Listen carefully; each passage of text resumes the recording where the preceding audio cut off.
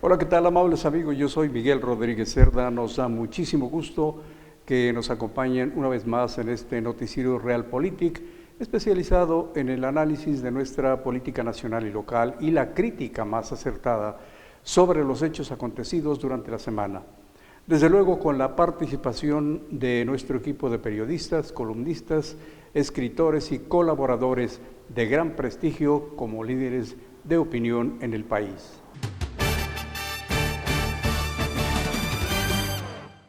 Y bien, parece ser que sigue la mata dando contra los medios de comunicación, ya que con una copia fiel de la legislación federal, también en Oaxaca se pretende echar a andar la Ley de Comunicación Social y Publicidad para nuestro estado, que tiene como propósito central reducir en un 70% el presupuesto destinado a medios de comunicación, lo cual representa un duro golpe a los periódicos, televisoras, radiodifusoras y otros medios digitales.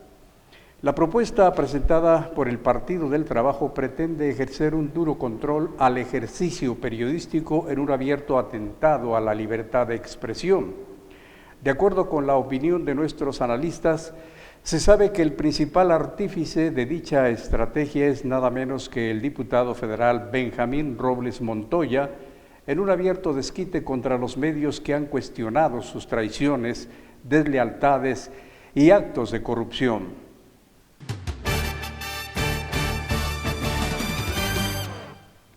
En otros conceptos, y mirando un poco más ampliamente a través del telón de la ya tan acostumbrada impunidad, pues vaya, hasta que al fin cayó el tan discutido señor Tuñón. En efecto, precisamente al salir de la Secretaría de Seguridad Pública, el capitán de fragata de la Armada de México, José Raimundo Tuñón Jáuregui, dejó a la entidad sumida en una creciente inseguridad y violencia, todo ello traducido en ejecuciones, secuestros, torturas extrajudiciales, feminicidios, enfrentamientos entre grupos criminales y asaltos, lo que ha convertido a Oaxaca en uno de los estados más violentos del país, aunque se diga lo contrario. Todo lo anterior pese a la millonaria asignación de recursos.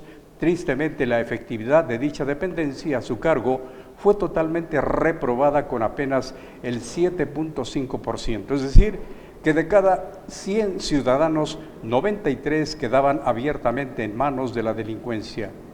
Así están las cosas en esta hermosa capital, patrimonio cultural de la humanidad.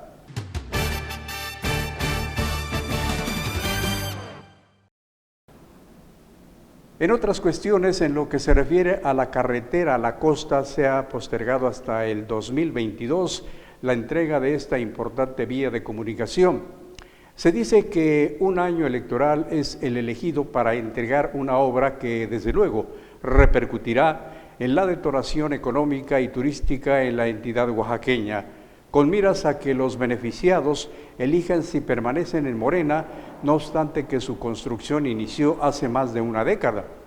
La papa caliente de esta obra fue siempre cocinada en la sartén de la corrupción, desde que el malogrado joven del copete, Enrique Peña Nieto, aseguró el 21 de junio de 2012, al expresar textualmente en otra de sus acostumbradas mentiras de campaña: voy a concluir la carretera Oaxaca-Puerto Escondido, cuestión que no sucedió jamás. Pero finalmente la historia transcurrió y ya en noviembre de 2018, Banobras canceló definitivamente la concesión a Ingenieros Civiles Asociados, la ICA, dejando esta obra apenas con el 55% de avance. En conclusión, finalmente todos los acólitos de Mefistófeles se fueron locos de contento con su cargamento, dejando esta obra a la deriva.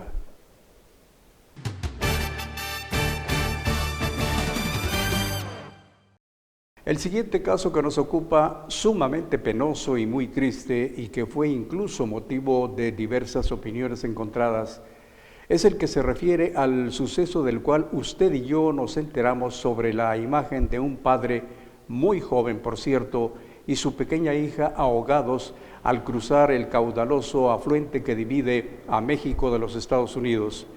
Un sueño americano frustrado por la tragedia, que se agiganta por la escasez de oportunidades en nuestro país.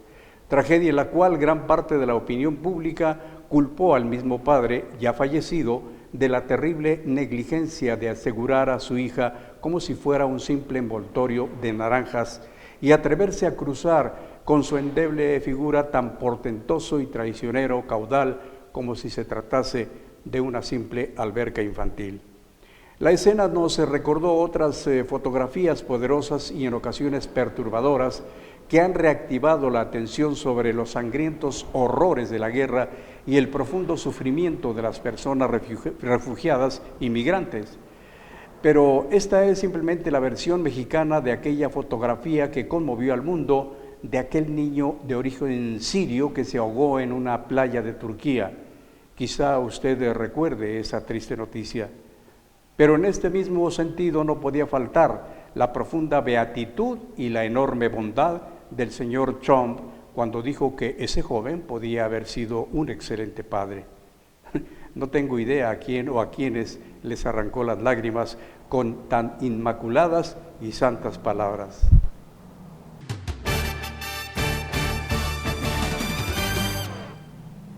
En otros puntos, cierta ocasión allá en la Ciudad de México, un ingeniero en estadística me preguntó que de dónde venía. Yo le contesté orgullosamente que de Oaxaca. Viene usted de uno de los estados más ricos de México, pero en donde hay todavía mucha gente pobre.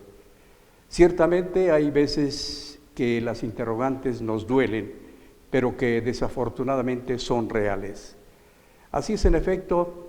Y sin tratar de descubrir el hilo negro, todos sabemos que, tristemente, el estado de Oaxaca ocupa el segundo lugar en pobreza con una tasa del 70.4%, es decir, que tenemos 2.7 millones de pobres en una entidad de cerca de los 4 millones de habitantes, antecediéndole Chiapas con el 77.1%. Los estudios que realizó el INEGI entre 2014 y 2016, en los cuales se afirmaba que había una disminución de pobreza, fue tan solo una medición sesgada y orquestada por la falsedad de intereses particulares y políticos con base en los estudios e investigaciones realizadas por Julio Volvini Calín de la Universidad Nacional Autónoma de México. Para muestra basta un botón con todo y el ojal, al informarse recientemente que la población de Santos Reyes Yucuná, de la Sierra de la Mixteca oaxaqueña, es la población más pobre de México y en donde la gran mayoría de habitantes son adultos mayores y niños mal alimentados, debido a que una gran cantidad de jóvenes han emigrado a otros estados de la República o incluso a otros países en busca de mejores oportunidades que su propia tierra no les ha dado. El duro combate a la pobreza solo ha sido una dolorosa utopía. Así están las cosas en el estado de Oaxaca. Todos sabemos que el periodismo, como cualquier otra profesión, exige una gran vocación, capacitación constante, activación de conocimientos cada día que transcurre. Desgraciada y vergonzosamente nuestro país, México, ha sido en los últimos 2 años la nación con mayor número de periodistas asesinados. Parece ser que la libertad de expresión que se pregona con tanto bombo y platillo en los medios oficiales es solamente demagogia y letra muerta. Pero lo más frustrante de esto es que de esa gran cantidad de asesinatos cometidos con violencia y sadismo, el 89% sigue sin resolverse a pesar de que se han perdido más de 1 millar de vidas. Lo anterior, además de ser sumamente doloroso, es altamente indignante en un país que pregona a los 4 vientos la libre expresión de las ideas. La causa principal de los nulos resultados de las investigaciones son la ineptitud y la impunidad que permea con aroma oficial. Porque si cada periodista honesto tuviese en su casa y en su auto la misma cantidad de guardias y sistemas de seguridad que tienen muchos funcionarios y políticos, otra cosa sería. Sin embargo, en otros ámbitos todos sabemos que hay de periodistas a periodistas, o lo que es lo mismo, de auténticos periodistas profesionales o pseudo periodistas, esos que ya requieren capacitación en la unidad de cuidados intensivos debido al estado grave de su ineptitud e ignorancia en que se encuentran. En este sentido, parte del gremio periodístico expresa su más sincera felicitación a quienes hicieron posible el importante curso Géneros Periodísticos y Mesas de Redacción, que fue impartido en la ciudad y puerto de Salina Cruz, Oaxaca, por el destacado periodista Gabriel Ibarra e impulsado por el señor Benjamín Fernández Pichardo, gerente general del Imparcial Oaxaca y el Imparcial del Istmo. Enhorabuena.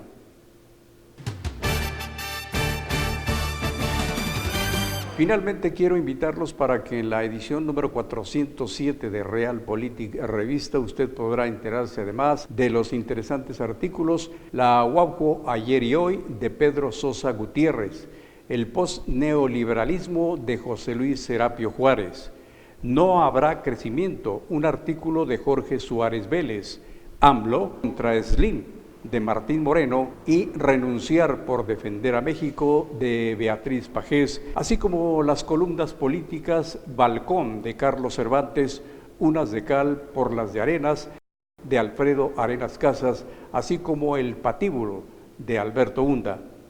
Y bien, amables amigos, hasta aquí nuestro análisis político de la vida nacional y local, con base en los acontecimientos surgidos durante la semana, con las acertadas críticas de nuestros periodistas, columnistas y escritores de mayor prestigio nacional y local. Su servidor Miguel Rodríguez Cerda les agradece el favor de su atención a este resumen y los invita para que nos sigan en Facebook, Twitter, YouTube e Instagram, donde quiera que usted se encuentre.